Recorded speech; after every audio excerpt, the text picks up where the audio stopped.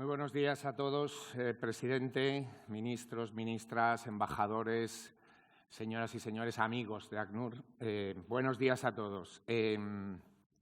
Como sabéis, hoy es un día emocionante, estamos conmemorando el 70 aniversario de la Convención de Ginebra de 1951 sobre el Estatuto de los Refugiados. Es este librito azul que tengo aquí y es el libro de cabecera de muchos miles de personas que trabajan sin descanso, como decía el vídeo, para proteger a otros seres humanos. Lo digo con conocimiento de causa porque en estos más de 15 años que llevo trabajando como embajador de buena voluntad de ACNUR, he visitado rincones terribles del planeta, fronteras de países en conflictos, estados fallidos, desde Siria hasta Somalia hemos estado, y desde Libia hasta Etiopía.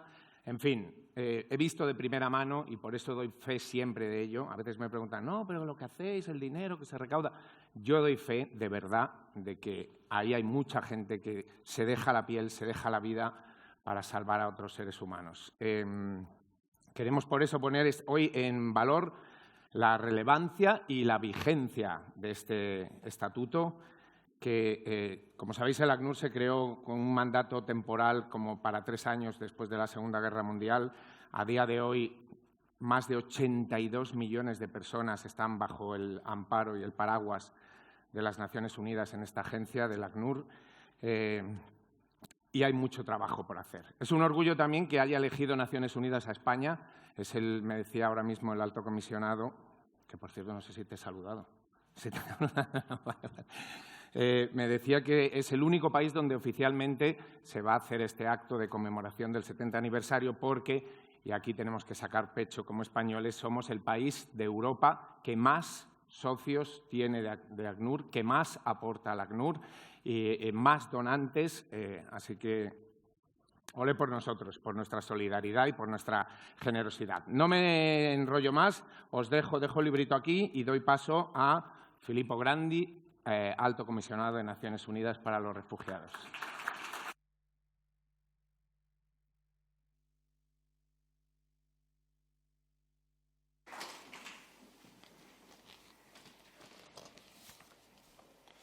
Muchas gracias, Jesús, también por tu trabajo tan importante en apoyo al ACNUR. Y, querido presidente, ministros, señoras y señores, es un inmenso placer para mí estar hoy aquí con todos ustedes. Quiero agradecer muy especialmente al Gobierno de España y al presidente Sánchez la oportunidad, como dijo Jesús, de conmemorar conjuntamente el 70 aniversario de la Convención de 1951 sobre el Estatuto de los Refugiados. También quiero agradecer la generosidad de España y de su sociedad civil con las personas refugiadas y reconocer su compromiso en la búsqueda de soluciones, tanto a través del multilateralismo como a nivel regional, nacional y local. Hemos visto en los últimos meses los esfuerzos de las autoridades en responder a la difícil situación en Afganistán. Su apoyo en otros lugares donde el desplazamiento forzoso es también una realidad, como América Latina, o a través de su contribución a programas solidarios de vacunación contra la COVID-19. El evento de hoy no es solo una celebración, también nos da la oportunidad de reflexionar sobre el valor de la Convención en las últimas 7 décadas y sobre su facultad, es muy importante, de adaptarse a los nuevos contextos. Es gracias a este instrumento que hemos podido salvar millones de vidas. La Convención define quién es un refugiado y expone la necesidad de darle protección, asistencia y derechos sociales. La Convención se basa en 2 principios clave: el derecho de toda persona a buscar y disfrutar de asilo y la prohibición absoluta de devolver a un refugiado. La Convención es un instrumento vivo, imprescindible en un entorno internacional cambiante. Por eso su mandato ha inspirado diversos acuerdos regionales, como por ejemplo la Declaración de Cartagena en América Latina, o también el Sistema Común de Asilo de la Unión Europea. La agenda política de 1951 era muy distinta a la realidad de hoy. Sin embargo, este marco de derechos sigue protegiendo a las personas víctimas de nuevas formas de persecución, violencia y conflictos, hasta nuevos fenómenos como las catástrofes naturales derivadas del cambio climático o las pandemias como la COVID-19, la violencia contra las mujeres y las niñas o la persecución por motivos de identidad de género u orientación sexual. A pesar de ello, sigue habiendo múltiples desafíos. En el último año, durante la pandemia, casi 200 países cerraron sus fronteras y más de 60 de ellos no hicieron ninguna excepción con los solicitantes de asilo. Los muros son hoy la imagen de la denegación del acceso al asilo. En todo el mundo vemos a diario ejemplos de devoluciones y de violencia en frontera. Sabemos el reto que suponen las llegadas irregulares. Es importante buscar soluciones prácticas y humanas que no se contrapongan a los derechos fundamentales. A veces se confunde, a veces deliberadamente, las distintas necesidades de migrantes y de refugiados, buscando beneficios políticos y despertando las peores reacciones en las sociedades. Incluso algunos países europeos presentan ahora proyectos legislativos para externalizar el derecho al asilo, descargando así su responsabilidad en naciones más pobres o islas apartadas. Preocupan también las fuertes diferencias en las tasas de reconocimiento de refugiados en el marco de la Unión Europea. Algo va mal cuando tenemos respuestas tan diferentes ante los mismos conflictos y las mismas circunstancias. Hoy ni siquiera somos capaces de calcular la pérdida de vidas en el mar de personas que buscan protección.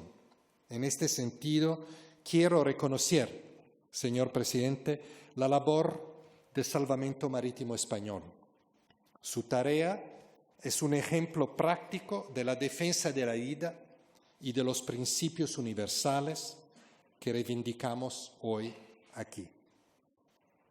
Son ejemplos como este los que nos dan esperanza.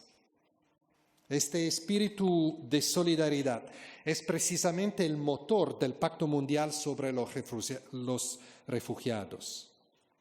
Los estados se han comprometido a compartir la responsabilidad de acoger y proteger a los refugiados junto con actores de la sociedad civil, las ONG, las empresas, las universidades, las administraciones o las ciudades, entre otros. Ambiciona un futuro inclusivo donde las personas refugiadas contribuyen plenamente con sus habilidades, fortalezas y energía en sus sociedades de acogida.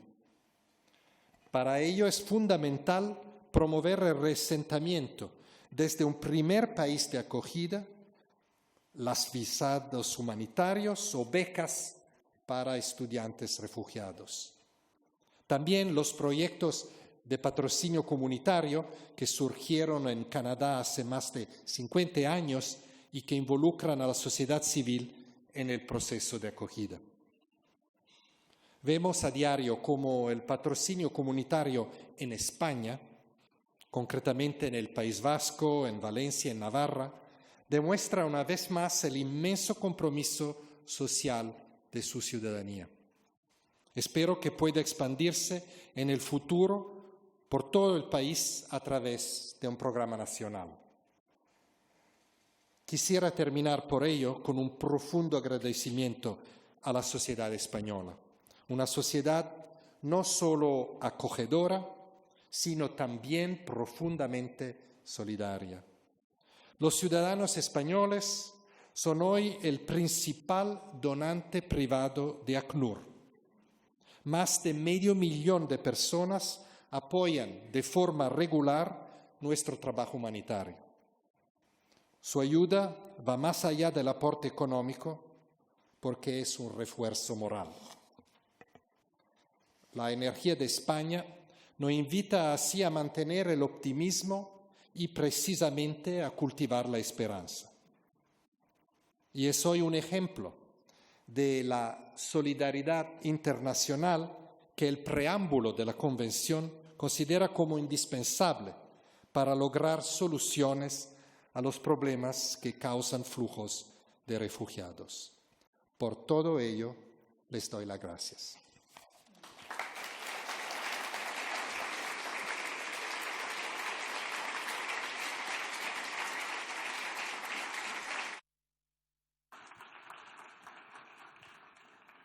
Ya os dije que era un día para sacar pecho como españoles. Muchas gracias, Filippo. Lo que nos reúne aquí, como decíamos antes, no solo es celebrar el nacimiento hace 70 años de una convención, sino también celebrar el valor de esa convención para proteger a quienes han tenido que dejar todo atrás. Celebrar la fortaleza y la valentía de estas personas que son auténticos héroes y heroínas. Y además queríamos tener testimonios de primera mano hoy de personas que lo perdieron todo y que gracias a la ayuda de ACNUR han recuperado sus vidas y están aquí con nosotros. Así que voy a pedir que salgan, por favor, Sadaf y Amal, y nos sentamos aquí, charlamos un poquito.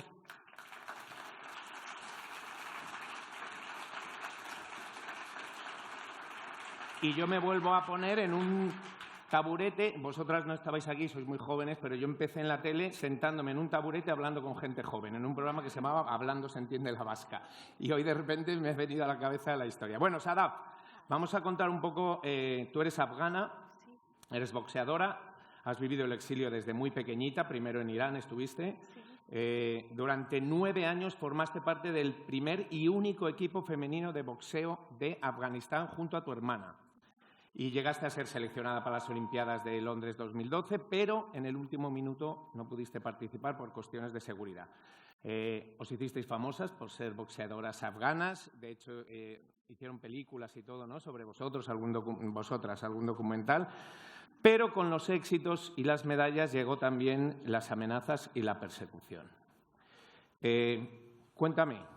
Ya se me cayó yo un poco. ¿Cuál ha sido el momento más difícil de este periplo vital que has hecho? ¿Cuál ha sido el momento más feliz? El más difícil y también el más feliz. Y mi peor recuerdo fue cuando a mi país llegaron los talibanes hace años y la inseguridad. Tuvimos que marcharse toda la familia a Irán y refugiarnos. Mis 5 hermanos y mi padre. Y mi padre trabajaba en Afganistán en una oficina del gobierno. En Irán tuve que empezar a trabajar como jardinero para que nosotros podamos comer y ir a escuela y practicamos deportes. Y yo tenía 8 años y recuerdo que la vida de mi familia es muy dura allí, que yo he visto está muy duro. Y otro mal recuerdo que yo tenía fue cuando en 2014 los talibanes mataron al marido de mi hermana mayor, que también era deportista. Y llevan solo 1 mes de casados. y la cortan su cabeza y mandan a nuestra casa. Y también la semana pasada cortaron la cabeza de una mujer jugadora de voleibol en Afganistán. Madre mía. ¿Ya está? Eso es mi recuerdo. Pues que estás emocionada. Vale, tranquila, respira. Es que es duro, es muy duro la historia de tantas personas que tienen que... Ah, claro, quítate la mascarilla y respira. Gracias, Antonio. Exacto. Y además así vemos lo... Tú si quieres también, Amal. Claro, respira tranquila y cuando estés lista acabamos. Y mi mejor recuerdo fue venir a España y sentarme a salvar, y también la ayuda del gobierno y de los soldados españoles para sacar a mi familia de las manos de los talibanes. Porque tu familia, perdona, ha llegado en este grupo de personas que han venido a España desde Afganistán, ¿no? Que sacamos de allí. ¿Toda tu familia ha venido? Toda mi familia menos mi marido. Ah. Y llegaron en agosto, y mis padres y mis hermanos. Y estamos toda familia aquí y estoy muy feliz. Me alegro mucho. ¿Ya está? ¿Ves? No era tan difícil. Estaban muy nerviosas las dos. Y además, Amal, yo creo que tú tenías muchas ganas de conocerla a ella, ¿no? Me la ha soplado un pajarito que te admira mucho y que querías conocerla en persona. Pues aquí está, ya os conocéis. A partir de aquí os tenéis que hacer amigas. Vamos a hablar un poquito de ti, Amal, porque tú te graduaste el año pasado en Ciencias Políticas, ¿correcto? Con una beca del Ministerio de Educación. Trabajas en CEAR, eres cofundadora, que esto me ha encantado cuando lo he leído, junto con tu tía, de la ONG de lucha contra la mutilación genital femenina. La primera vez que yo visité los campos de refugiados de Dadaab, tú eres somalí, en el año 2007, uno de los primeros proyectos que yo quise poner en marcha y que a día de hoy sigue funcionando era un proyecto para luchar contra la mutilación genital femenina. Empezamos con una mujer. Creo que ahora hay 200 y pico chicas que se han salvado de la mutilación. Pero bueno, habla tú. Llegasteis a Kenia, a estos campos, ¿no? En el año 2007, que es cuando fui yo, y también os habéis podido, gracias a ACNUR, ¿no? Y a las autoridades españolas, os habéis podido reunir. Cuéntanos un poquito tu historia o qué mensaje querrías enviar. Nosotros venimos de Somalia, llevamos aquí casi 16 años. Pasamos por el campo de refugiados de Dadaab, y Somalia, uno de los grandes conflictos olvidados, lleva más de 30 años sufriendo las consecuencias de la guerra civil, sufriendo las consecuencias del cambio climático, sufriendo el lacra de la mutilación genital femenina, y de ahí lo que has dicho, ¿no? Nosotros queríamos suponer un cambio. Todas las mujeres de mi familia han pasado por la mutilación genital femenina, y mi madre, que es en verdad la que debería haber estado también, es la persona que decidió que había que poner un antes y un después para protegernos, ¿no? Ella es la que sacó a mis hermanos, porque o entraban a la guerra como niños soldados, o tenían que salvarse, y no tuvo opción de elegir. Y nos fuimos de Somalia, nos fuimos a Kenia. No sabíamos nada de ellos, pasó el tiempo y luego nos pudimos reunir porque tuvo lugar el segundo suceso más importante de nuestra vida, ¿no? Cuando yo tenía que pasar por la mutilación genital femenina, mi madre dijo que no era tampoco una opción, y ella ya estaba decidida, porque eso iba a suponer que yo pudiera morir en ese proceso. Exacto. Y ella no lo iba a elegir, y nos fuimos. Pero es increíble, Amal, que lo difícil que es luchar contra la mutilación genital, porque la gente a veces no lo sabe. En los propios campos, si a las niñas no les hacen la ablación, son rechazadas por los otros niños, son rechazadas en el colegio.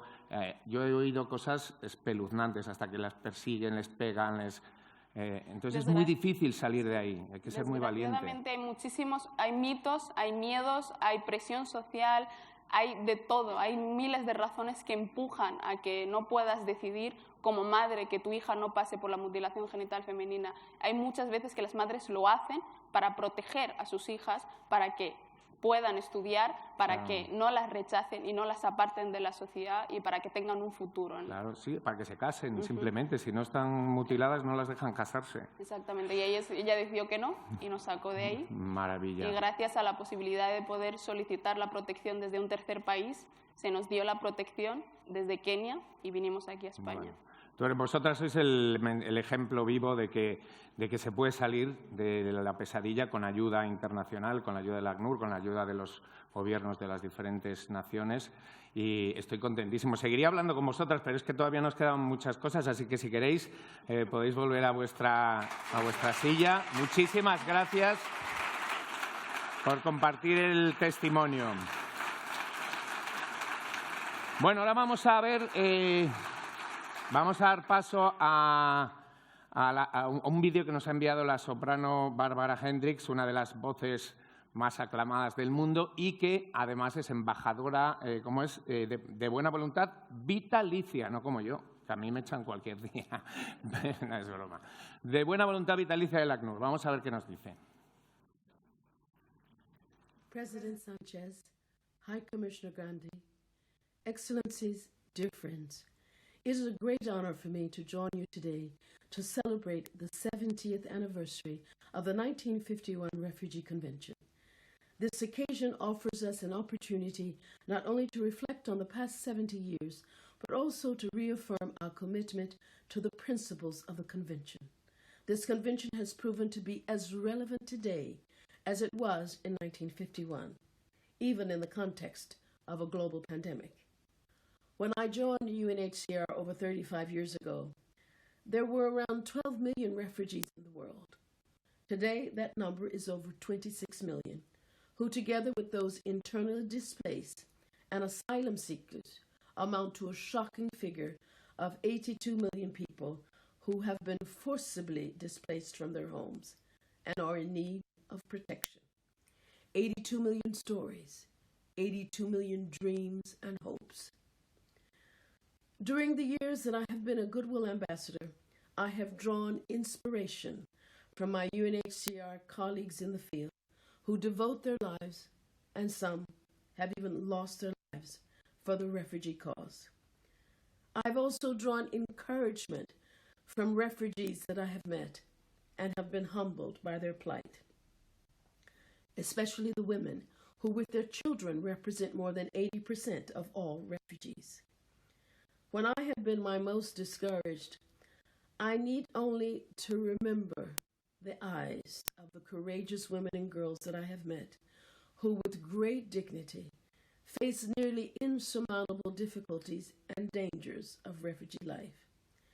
Many have told me unique and touching stories about their lives and the horrors of their flight, but they also spoke passionately of their hopes and dreams for the future, which are no different from those that mothers all over the world have for their families. To be able to contribute in a positive way to a society that recognizes and accepts them. The 1951 Convention encourages us to take care of one another. Each one of us can in some way make a real difference. I am the founding president of the board of Sweden for UNHCR, one of UNHCR's national fundraising partners, and our sister organization, España con ACNUR, has been an important inspiration to us. The Spanish civil society is a beautiful example of what solidarity toward those in need really means. On behalf of my sisters and brothers who have been and are now refugees, I thank you for your solidarity and your unwavering support for UNHCR's mandate and purpose. My personal experience has been that an outstretched hand never comes back empty, but is filled with the warmth of human kindness. Sometimes I feel like a motherless child. Sometimes I feel like a motherless child. Sometimes I feel like a motherless child.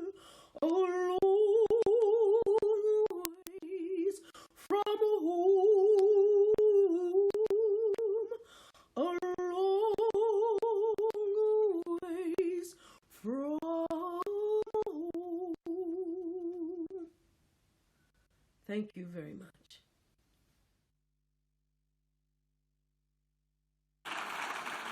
Bueno, muy conmovedor esta canción espiritual que nos traslada a la época de la esclavitud, el llanto de las madres cuyos hijos eran vendidos en las subastas de esclavos. Me gustaría que habláramos ahora del papel de la sociedad civil en la historia del ACNUR y para eso tengo a otra artista. ¿Dónde estás, Rosa? Ah, vente.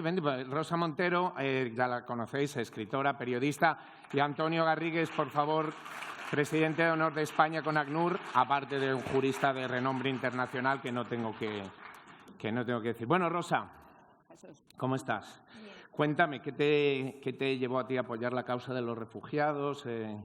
Bueno, lo primero es simplemente una predisposición a la empatía y tal, pero lo más importante es que apoyar la causa de los refugiados nos conviene a todos. O sea, yo creo que ese es el verdadero mensaje, porque el tema de los refugiados y el tema del cambio climático son los dos grandísimos retos globales que tiene el mundo y que nos pueden llevar a la catástrofe. Los dos, y además se interrelacionan, como ha quedado también aquí dicho por el alto comisionado, ¿no?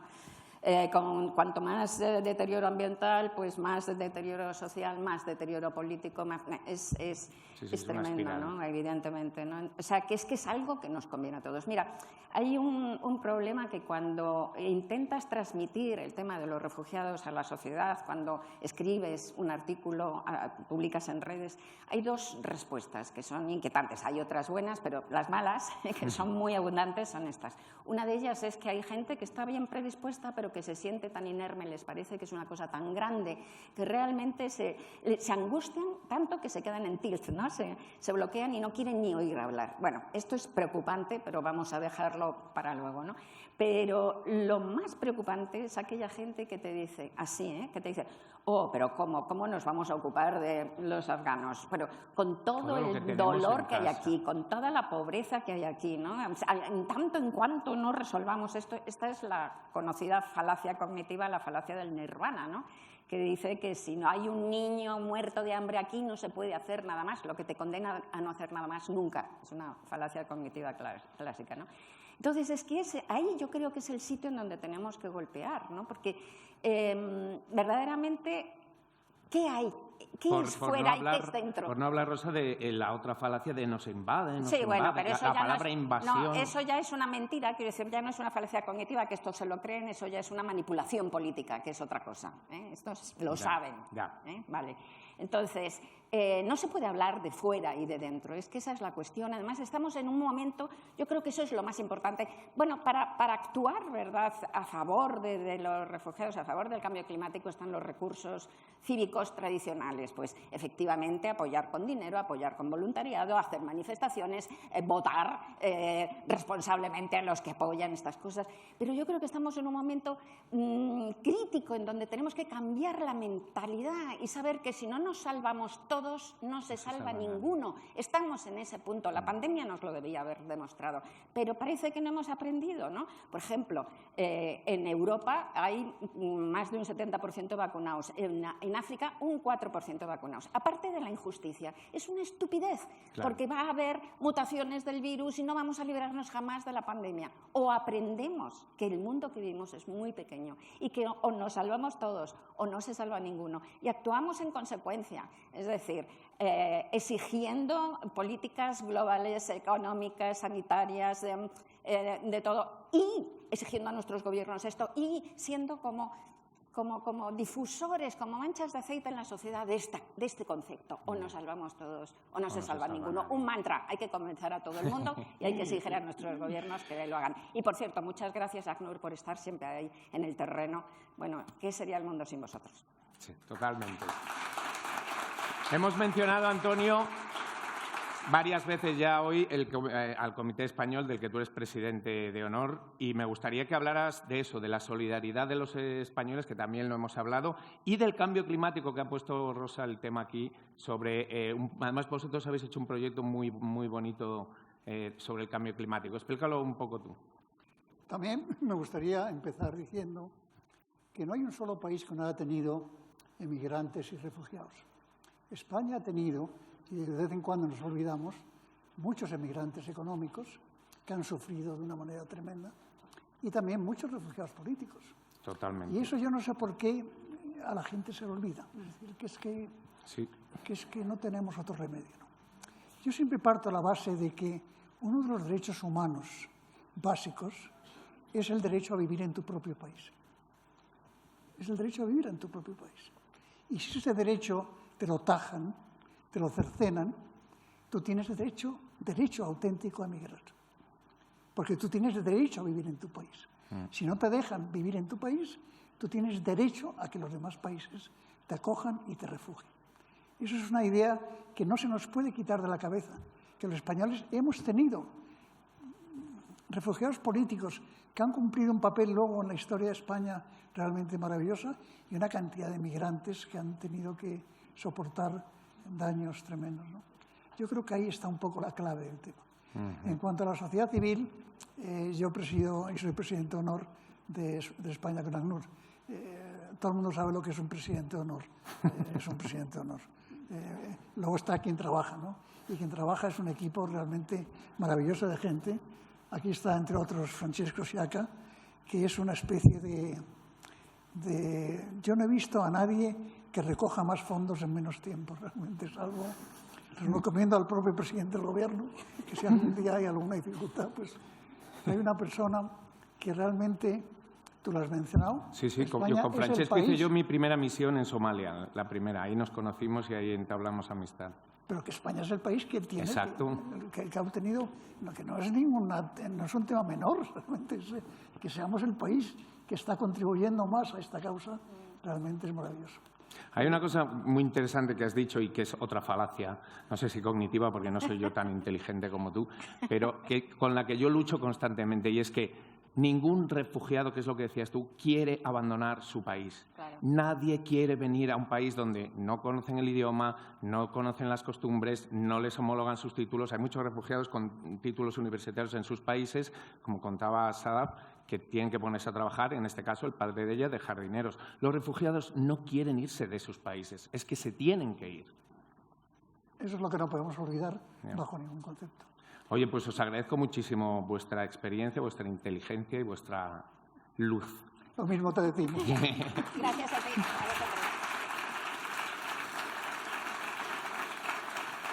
Antes de dar paso al presidente del Gobierno, que nos va a decir unas palabras, vamos a escuchar el mensaje de, ¿cómo se dice? Justin Trudeau. Es que yo del francés no se me da muy bien.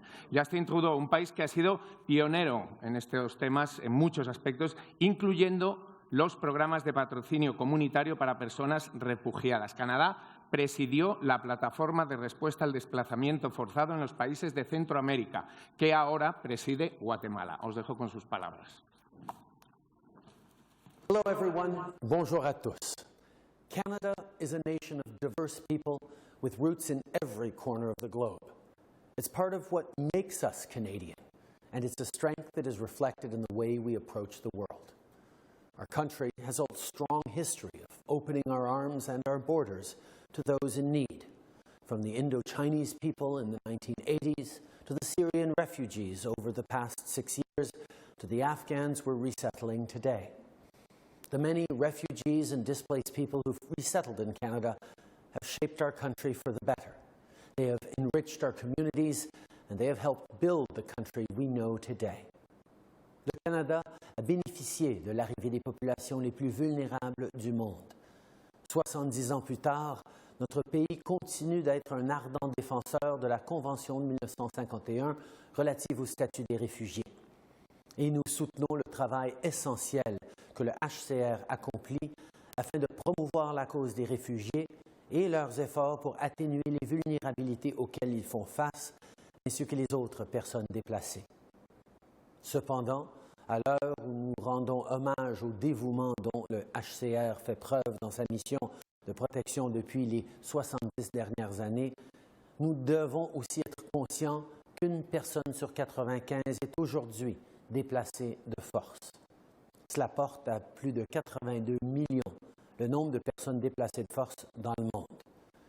Chacune de ces personnes a sa propre histoire. Ce sont des gens qui cherchent à obtenir les droits et libertés fondamentaux auxquels ils ont droit sans discrimination. My friends, we all have a responsibility to continue to open our doors and lend a welcoming hand to those fleeing violence, persecution, and conflict. To welcome our most vulnerable neighbors, no matter where they're from, during their time of greatest need, and to give them the opportunity to build a new and better future for themselves and for their families. So, let's use this anniversary to strengthen our resolve and bolster our efforts to support the world's most vulnerable. And together, let's choose compassion over division. Je tiens à remercier le HCR, les membres de son personnel et ses nombreux partenaires des 4 coins du monde pour leurs efforts infatigables, leur dévouement et leur service à la cause des réfugiés. Je tiens également à saluer les nombreux Canadiens qui ont offert du soutien à des centaines de milliers de réfugiés. Leur compassion est un exemple pour chacun de nous. Le Canada se joint à l'Espagne et à d'autres pays pour vous remercier et il continuera à travailler à vos côtés. Once again, thank you for everything you've done and continue to do. Merci.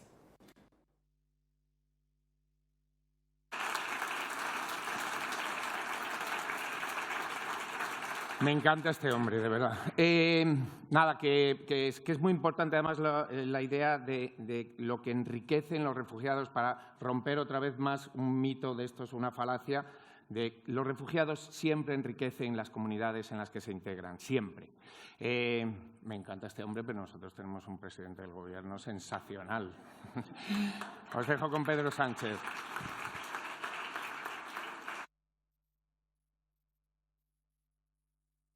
Muchas gracias, Jesús.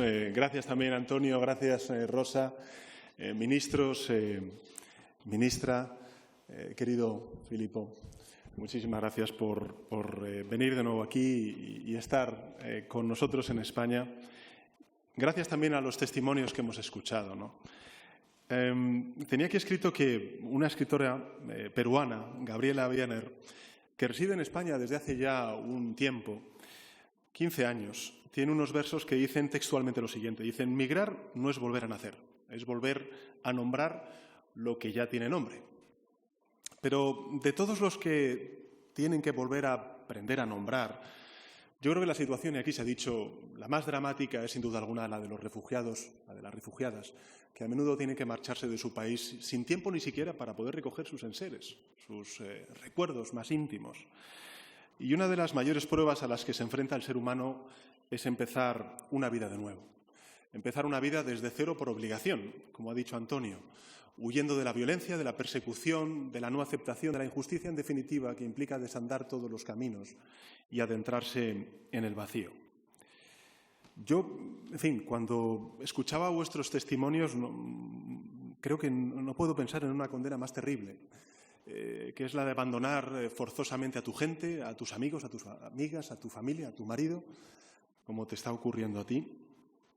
Abandonar el paisaje en el que uno ha crecido, abandonar tu oficio, tus cosas personales, tus costumbres, tu cultura, abandonar también tu propia lengua. Por cierto, hablas un español extraordinario, enhorabuena. Como han tenido que hacer hace no tanto tiempo los exiliados republicanos, a los cuales antes hacía referencia Antonio en su intervención, que buscaron refugio en Europa, también en otras latitudes, pero evidentemente el lenguaje nos unía. Yo siempre recuerdo, ahora que tenemos tanta polémica, en el México, el exilio republicano, lo que contribuyó precisamente, como decía Jesús, al enriquecimiento, al crecimiento y a la diversidad de ese gran país. Abandonar, en suma, todo lo que uno es. Ninguna de las personas que estamos hoy aquí podemos escuchar historias de vida como las de Amal y Sadaf sin emocionarnos. En fin, el testimonio de tu madre me ha parecido extraordinariamente emocionante. Muchas gracias por compartir vuestro testimonio. Sois un ejemplo vivo de la capacidad de superación y también de resiliencia del ser humano, de lo lejos que pueden llegar las personas cuando reciben la ayuda oportuna en el momento en el que justo lo necesitan. Y España, mi país, no es ajena a la realidad de las personas refugiadas porque el pueblo español es un pueblo solidario, lo es, querido alto comisionado, lo es. Que no se desentiende del sufrimiento ajeno, aunque ocurra lejos de nuestras fronteras. No me cabe ninguna duda de que este sentimiento compartido de solidaridad, junto con la extraordinaria labor de la sociedad civil española, la otra gran protagonista de este evento, están detrás del hecho de que España sea el primer donante privado de recursos al Alto Comisionado de Naciones Unidas para los Refugiados en todo el mundo.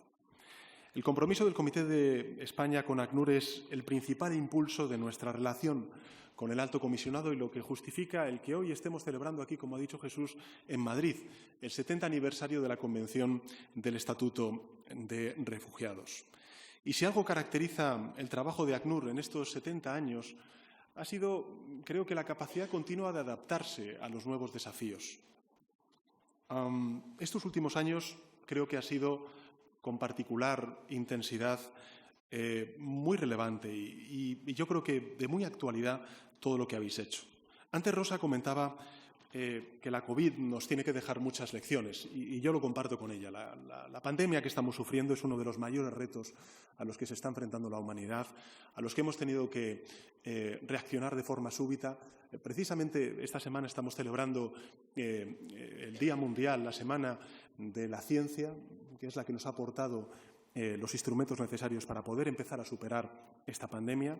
Nunca antes se había puesto en marcha una respuesta tan rápida y de tanto alcance, pero tan asimétrica, a un problema que es global. España estuvo y va a estar en la primera línea de los esfuerzos en la donación a las vacunas. Ya hemos entregado más de 24 millones de vacunas solidarias, pero en el primer trimestre del año 2022 vamos a alcanzar los 50 millones de dosis de vacunas donadas. Y esto tiene su importancia porque es verdad que ahora mismo estamos viendo cómo los países desarrollados que empiezan a tener un stock de reserva de dosis están donando esas vacunas, pero nosotros, en particular con Latinoamérica, empezamos a hacerlo, querida Rosa, antes incluso de llegar al 50% de la población vacunada en nuestro país. Y esto es muy importante porque eso demuestra, sin ningún tipo de rechazo por parte de la ciudadanía española, lo solidario que somos, lo solidaria que es la sociedad española ante un mal global, como bien decías antes, que es la pandemia del COVID-19, ¿no? Pero, en fin, estas dosis, estas donaciones nos colocan entre los 10 primeros países del mundo, mejor dicho, de la UE, desde luego, somos de los primeros, entre los 10 primeros países del mundo y segundos del mundo para América Latina y para el Caribe. Yo creo que tenemos que continuar por ese camino para alcanzar ese objetivo que nos ha marcado la Organización Mundial de la Salud y que acordamos los 20 principales países económicos en el G20, la cumbre de Roma, de lograr ese 70% de la población, querido Alto Comisionado, inmunizada a mediados del año 2022. Creo que es un objetivo perfectamente posible, alcanzable por parte del conjunto de la humanidad. Pero también somos muy conscientes, querido Alto Comisionado, de que los mecanismos de cooperación no están consiguiendo llegar a todo el mundo. Lo sabemos. Las personas refugiadas han sufrido, especialmente las consecuencias de esta pandemia. Muchas de ellas han padecido la pandemia estando atrapadas en zonas de una extraordinaria vulnerabilidad, al margen de cualquier red de asistencia sanitaria convencional. Y por eso quiero hacerles el anuncio de que el Gobierno de España va a reservar 2 millones de las vacunas ya comprometidas para que sean destinadas a los contextos humanitarios. Vamos a seguir trabajando con ACNUR y con otras instituciones para lograr que estas vacunas lleguen a donde más se necesitan. También quisiera compartir con todos ustedes el que la crisis humanitaria en Afganistán está siendo otra de las grandes causas de extrema preocupación en todo el mundo en este último año. Y una vez más, ACNUR está en primera línea de esos esfuerzos para aliviar la situación de millones de afganos y afganas desplazadas, tanto internamente como a los países vecinos. España ha evacuado a más de 2.200 personas y se ha ofrecido también para ser el centro de la evacuación de colaboradores afganos y afganas de otros países y también de las instituciones europeas, un ejemplo muy positivo de cooperación en circunstancias de emergencia que bien conocen los ministros aquí presentes. No sabes cuánto me ha emocionado, Sadaf, saber que tu familia pudo embarcar en uno de los vuelos fletados por el Ejército Español. Lamento muchísimo que todavía no pueda estar toda tu familia, tu marido, aquí con nosotros. Y lo he dicho en muchas ocasiones, nunca voy a olvidar las miradas de todas esas personas cuando las recibíamos en la base aérea de Torrejón el pasado mes de agosto, de niños, de niñas, de hombres y de mujeres, cuando pisaron territorio español y se sintieron acogidos y reconfortados de estar en un país que les recibe con la más absoluta y extraordinaria solidaridad. Ya son más de 22.000 afganos y afganas los que han encontrado protección en los Estados miembros de la Unión Europea y, por tanto, tener la seguridad de que vamos a continuar trabajando a nivel de España, pero también a nivel de la Unión Europea, para ofreceros un futuro de oportunidades y, sobre todo, de esperanza. Antes, tanto Antonio como Rosa, a una pregunta de Jesús, han hecho una referencia al cambio climático, porque es verdad que el escenario, el de Afganistán, no nos puede hacer olvidar otras situaciones que están precisamente implicando el movimiento de millones de personas en buena parte de nuestro planeta. Y quisiera concentrarme, por razones geográficas y también por unas razones mucho más directas, ¿no?, de interés para nuestro país, en la situación particularmente grave de seguridad y también de estabilidad que se está viviendo en el Sahel. ACNUR y España están muy presentes desde hace tiempo en esta región, en la que vamos a continuar colaborando, querido Alto Comisionado, extraordinariamente durante los próximos años. En el Sahel vemos cómo no solo son los conflictos, la falta de institucionalidad, los que obligan a las personas a abandonar su tierra, es también la emergencia climática que se está convirtiendo en una de las principales causas de los desplazamientos forzosos, como bien saben ustedes, tanto internos como internacionales. Como hemos oído hoy aquí, más de 30 millones de personas se vieron obligadas a desplazarse internamente por desastres naturales, en una inmensa mayoría relacionados con el clima, con inundaciones, con huracanes, con ciclones. En definitiva, el cambio climático, la emergencia climática está intensificando de forma dramática estos movimientos. Es ahora el momento de, por tanto, reflexionar sobre el Estatuto de Protección Internacional que debemos dar a los refugiados climáticos. Y como tuve ocasión de poder señalar en Glasgow, en el marco de la COP26, la semana pasada, necesitamos un nuevo orden internacional que asuma que esta década es clave, probablemente la más decisiva, si queremos de una vez por todas mitigar los gases de efecto invernadero en nuestro planeta y también adaptarnos a las consecuencias que ya existen del cambio climático en buena parte del planeta. Al igual que la emergencia climática, la situación de los refugiados en el mundo solo puede abordarse desde el esfuerzo y también el refuerzo de algo que ha comentado precisamente el primer ministro de Canadá, ¿no?, que es la cooperación multilateral y el compromiso de todos. En este sentido, quiero felicitar a ACNUR por, yo diría que la excelente labor realizada para lograr que la Asamblea General de Naciones Unidas aprobara en el año 2018 el Pacto Global para los Refugiados. Creo que ha supuesto, querido Alto Comisionado, un hito fundamental para repartirnos la tarea de garantizar la protección internacional a quienes más lo necesitan, también recaudar fondos y buscar soluciones al drama actual de los refugiados y las refugiadas. Y además constituye una excelente guía, a mi juicio, para nuestras políticas nacionales en esta materia. Lo hemos hablado en alguna otra ocasión que hemos tenido de poder vernos y charlar sobre esta materia. Y, de hecho, quiero también comentarte, Alto Comisionado, que España está trabajando en un plan nacional para la aplicación de este pacto global, complementario a otra línea de acción que está desarrollando el Ministerio de Asuntos Exteriores, que es la preparación de la primera estrategia, querido ministro, española de diplomacia humanitaria. Y una de las líneas de acción prioritaria va a ser precisamente la atención a los refugiados. La estrategia ha sido consultada con la sociedad civil, va a proporcionar un marco oportuno para una coyuntura actual absolutamente dramática, marcada por la necesidad de dar respuesta a las necesidades humanitarias de especial interés para nuestro país, como pueda ser, por ejemplo, Afganistán, pero sin duda alguna también, como ha dicho antes Jesús, Libia, Siria, el Sahel, o también mirando a Latinoamérica y, en particular, a Centroamérica. Porque precisamente en Centroamérica, entre julio de 2020 y junio de 2021, tuvimos ocasión, además, de compartir estos datos, España ha sido especialmente activa a la hora de asumir la presidencia de la Plataforma de Apoyo a los Desplazados Forzosos en este ámbito regional, el llamado MIRPS.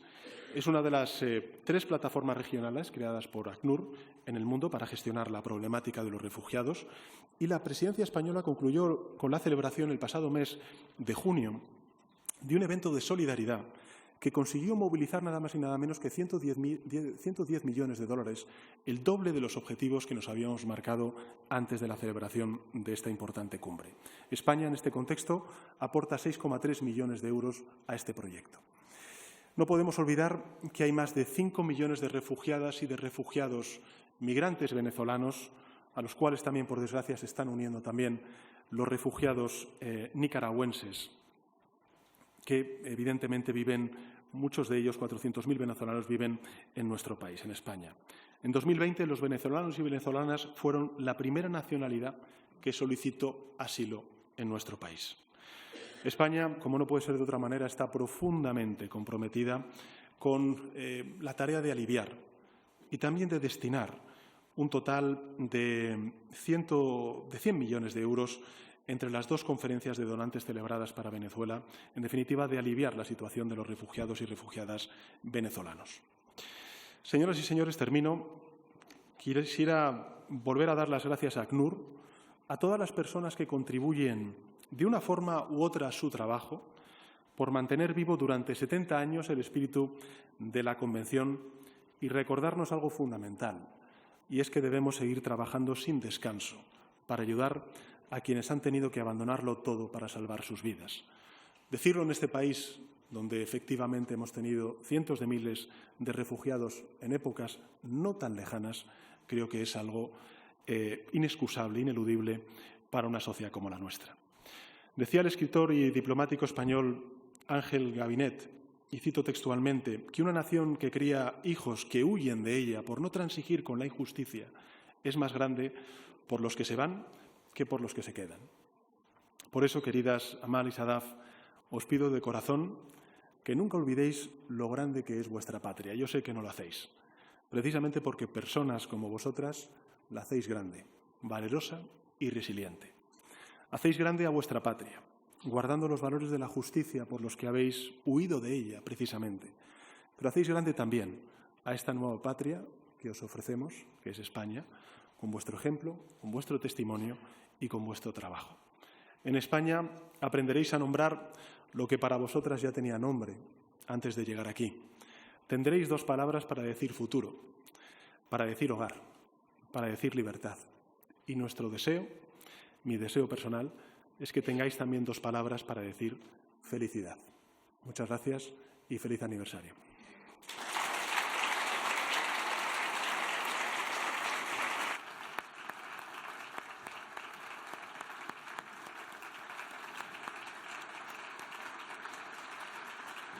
Muchas gracias, presidente. Termina aquí el acto. Me gustaría decir 2 cositas muy breves. Información que nos hemos dejado en el tintero. La familia de Sadaf tuvo que salir de Kabul con lo puesto literal. Tenían una pequeña mochila y la perdieron en el camino y llegaron a España sin nada. Esa es la realidad de millones de personas. 2, Fernando, te voy a atracar. Tenemos que traer al marido de Irán, que está ahora mismo. Sí, ya que lo hemos hecho tan bien, acabemos esta historia redonda. Y 3, nada, para mí estos 15 años que llevo con ACNUR han sido algo que ha dado sentido a mi vida. A veces los que vivimos, trabajamos de cara al público en la tele, vivimos una vida un poco fantasiosa, un poco alejados de la realidad, los focos, las cámaras, la fama. ACNUR me puso los pies en el suelo hace 15 años, pudiendo ver otras realidades y pudiendo ayudar a los demás. Un día me llegó una camiseta, lo cuento siempre, a la tele, en la que salía la cara de Einstein y ponía «Él también fue un refugiado». ¿Os imagináis que hubiera sido del mundo si no hubiéramos ayudado a Einstein? Gracias a todos y a seguir ayudando.